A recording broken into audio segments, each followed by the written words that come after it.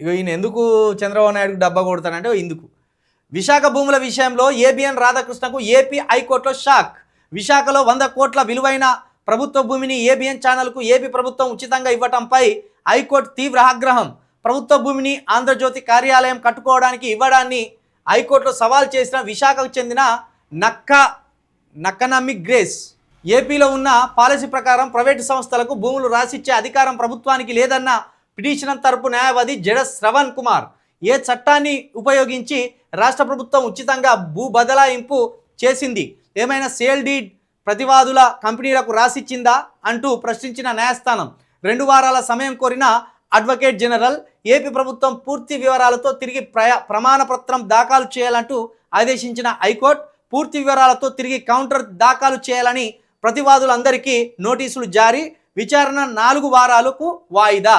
ఎందుకు చంద్రబాబు నాయుడును భుజాల మీద మోస్తాడు, ఎందుకు టీడీపీకి డబ్బా కొడతాడు, ఎందుకు ఎప్పటికీ చంద్రబాబు నాయుడు అంటే పంచప్రాణాలాగా ప్రవర్తిస్తాడు అంటే ఇందుకు కాంట్రాక్టులు కట్టబెడతాడు, భూములు కట్టబెడతాడు, ఆ నెలలకి ఇన్ని పైసలు పంపుతాడు, ఏబిఎన్ ఛానల్ని ఆంధ్రజ్యోతి పేపర్ని ఆదుకోవడానికి కావలసినంత ఫండ్ ఇస్తాడు.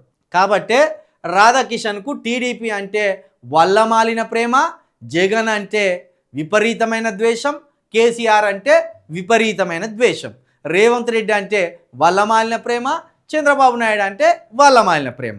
ఇందుకు పెట్టుకున్నాడు. ఇది బ్రోకర్ ఛానలా లేకపోతే ఏమనుకోవాలి? గిట్లా గింత దిగజారా అని చంద్రబాబు నాయుడు నువ్వెట్లిస్తావా? ఆంధ్రప్రదేశ్ ప్రజలకు సంబంధించిన భూములను తెలంగాణకు సంబంధించిన రాధాకృష్ణకి ఇస్తావే? ఆంధ్రలో ఉన్న ఎస్సీ బీసీ ఎస్టీలకు సంబంధించి భూములు లేనోళ్ళు, జాగలు లేనోళ్ళు, ఈ ఇంటి మందం జాగలు లేని వాళ్ళకు 100 గజాల జాగియడానికి మనసు రాదు. కానీ ఎవరో ఈ తెలంగాణలో ఉండి ఆంధ్రప్రదేశ్లో ఉన్న టీడీపీ కోసం పనిచేస్తున్న రాధాకృష్ణకు ఏకంగా 100 కోట్ల విలువ చేసే భూమిని ఇవ్వడం అంటే ఇది ఆంధ్రప్రదేశ్ ప్రజలను వంచినట్టే. ఆంధ్రప్రదేశ్లో ఉన్న ప్రజలారా, తెలంగాణకు సంబంధించిన ఒక ఛానల్కి సంబంధించిన యజమానికి మీ ఆంధ్రప్రదేశ్ ప్రభుత్వంలో ఉన్న ముఖ్యమంత్రి చంద్రబాబు నాయుడు 100 కోట్ల విలువైన భూములు ఇచ్చిండ్రు. మీ భూములు పోతానే చూసుకుంటుంటారా? మరి చంద్రబాబును గల్లబట్టి అడుగుర్రి, ఎట్లెట్లు ఇస్తావు, మాకు 100 గజాలు జాగియ్యవు ఇల్లుకు, ఆయనకెట్లు ఇచ్చినావు అని అడుగుర్రి.